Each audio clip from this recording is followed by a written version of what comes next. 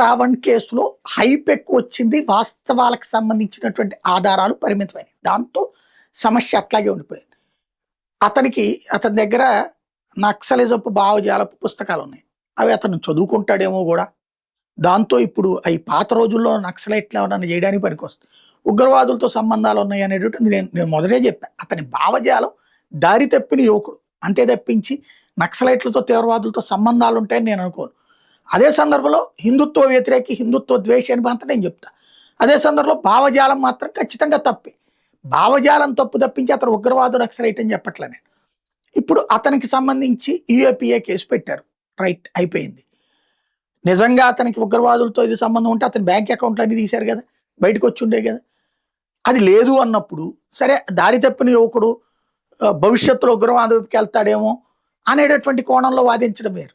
కానీ అతనికి ఫ్లాట్ అద్దెకిచ్చారని చెప్పి ఆ ఇంద్రసేన అట్లాగే అమ్మాయి గమన ఇద్దరిని కూడా పదే పదే పిలిచి విచారిస్తున్నారు. ఏం విచారిస్తారు? ఇదిగో ఇతనికి సో పాకిస్తాన్ నుంచి డబ్బులు వచ్చినాయి, సిరియా నుంచి డబ్బులు వచ్చినాయి అని అడిగితే వాళ్ళు ఏమన్నా చెప్పడానికి ఉంటుంది.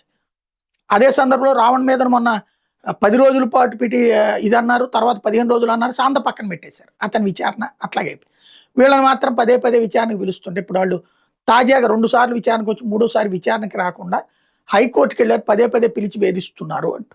ఏం జరుగుతుందో చూడాలి.